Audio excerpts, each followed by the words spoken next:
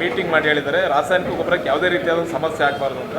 ಆ ಥರದ್ದು ಏನಾದ್ರು ಪರಿಸ್ಥಿತಿ ಇದೆಯಾ ಸರ್? ರಾಸಾಯನಿಕ ಈಗ ಪ್ರಧಾನಮಂತ್ರಿಯವ್ರ ಭಾಷಣ ಕೇಳಿದೆ ನಾನು. ಈ ಏನು ಕೆಮಿಕಲ್ ಇದೆ ಮತ್ತು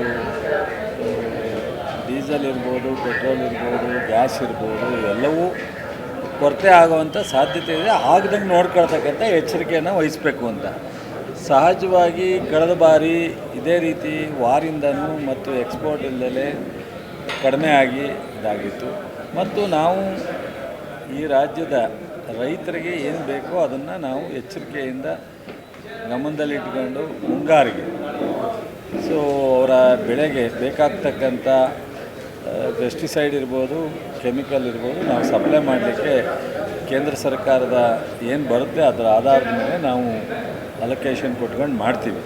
ಬಟ್ ನಮಗೆ ರೈತರಿಗೆ ನಾವು ಈಗಾಗಲೇ 3 ವರ್ಷದಿಂದನೂ ಹೇಳ್ತಾ ಬಂದಿದ್ದೀವಿ, ಒಂದಷ್ಟು ಈ ಕೆಮಿಕಲ್ನ ಕಡಿಮೆ ಮಾಡಿದ್ರೆ ಎಲ್ಲ ದೃಷ್ಟಿಯಿಂದ ಒಳ್ಳೆಯದು. ಮಣ್ಣಿನ ಆರೋಗ್ಯ ಹೆಚ್ಚಾಗುತ್ತೆ, ಇಳುವರಿನೂ ಸಹ ಮುಂದಿನ ದಿನಗಳಲ್ಲಿ ಅದು ಬರುತ್ತೆ ಮತ್ತು ಜನರು ಉಪಯೋಗಿಸೋ ಆರೋಗ್ಯದ ಮೇಲೂ ಪರಿಣಾಮ ಬೀರುತ್ತೆ ಅಂತ.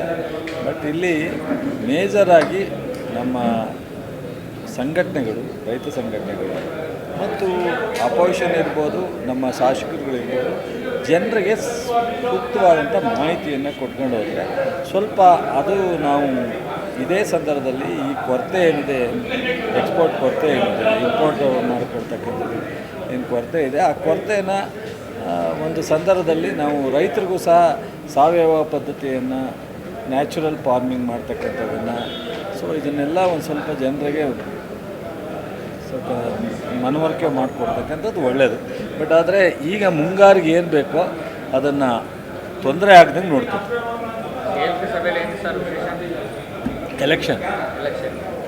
ಎಲೆಕ್ಷನ್ಗೆ ಜವಾಬ್ದಾರಿ, by election, Kerala election, Tamil Nadu ಬಾರ್ಡ್ರಿಗೆ ಹೋಗ್ಬೇಕು. ಏನು ದಾವಣಗೆರೆಗೆ ಹೋಗ್ತಾ ಇದ್ದೆ ಸರ್. ಈಗ ನಿನ್ನೆ ಫೋಟೋ ಸೆಷನ್ ಸಿಕ್ಕಾಪಟ್ಟೆ ಚರ್ಚೆ ಆಗ್ತಿದೆ. ಇಲ್ಲ ಒಂದು ಸ್ಪೀಕರ್ ಚೇಂಜ್ ಆಗ್ತಾರೆ ಅನ್ನೋದು, ಇಲ್ಲ ಸಂಪುಟ ಪುನರ್ರಚನೆ ಆಗುತ್ತೆ ಅನ್ನೋದು, ಇನ್ನೊಂದು ಕುರ್ಚಿ ಬದಲಾಗುತ್ತೆ ಅನ್ನೋದು. ಯಾವುದು ಸರ್ ಇದು ನಿನ್ನೆ ಫೋಟೋ? ಹೇಗೇನು ವಿಧಾನಸಭೆ AICC ಮುಖ್ಯಮಂತ್ರಿ, KPC ಅಧ್ಯಕ್ಷ ಎಲ್ಲ ಅವ್ರಿಗೆ ಕೇಳಬೇಕು ಸರ್. ಈಗ ದಾವಣಗೆರೆಯಲ್ಲಿ ಸಾದಿಕ್ ಪೈಲ್ವಾನ್ ಇನ್ನೂ ಕೂಡ ನಾಮಪತ್ರ ಸಲ್ಲಿಕೆ ಇವತ್ತೆಲ್ಲ ಜವಾಬ್ದಾರಿ ಕೊಟ್ಟಿದ್ದಾರೆ. ನಾಳೆ ಸುರ್ಜೇವಾಲ ಅವರು CM, DCM ಎಲ್ಲ ಕೂತ್ಕೊಂಡು ನಮ್ಮ ಮೈನಾರಿಟಿ ಲೀಡ್ರಿಗೆ ಎಲ್ರಿಗೂ ಜವಾಬ್ದಾರಿ ಕೊಟ್ಟಿದ್ದಾರೆ. ಅವ್ರನ್ನೂ ಕರೆದು ಮಾತನಾಡಿದ್ದಾರೆ. ಬಹುಶಃ ಎಲ್ಲವೂ ಸರೋಗುತ್ತೆ ಅಂತ. Thank you. ಎರಡೂ ಕ್ಷೇತ್ರಗಳಲ್ಲಿ ಗೆಲ್ಲುವಂಥ ವಿಶ್ವಾಸ ಇದೆಯಾ? ಎರಡರಲ್ಲೂ ಗೆಲ್ತೀವಿ ನಾವು. ನಮ್ಮದಲ್ಲದೇ ಇರೋ ಕ್ಷೇತ್ರದಲ್ಲೇ ಮೊನ್ನೆ ಗೆದ್ದಿದ್ದೀವಿ. ಮೊನ್ನೆ ಮುಖ್ಯಮಂತ್ರಿಗಳು, ಮಾಜಿ ಮುಖ್ಯಮಂತ್ರಿಗಳು ನಿಂತಿದ್ದ ಕ್ಷೇತ್ರದಲ್ಲೇ ಜನ ನಮ್ಮನ್ನು ಗೆಲ್ಲಿಸಿದ್ದಾರೆ.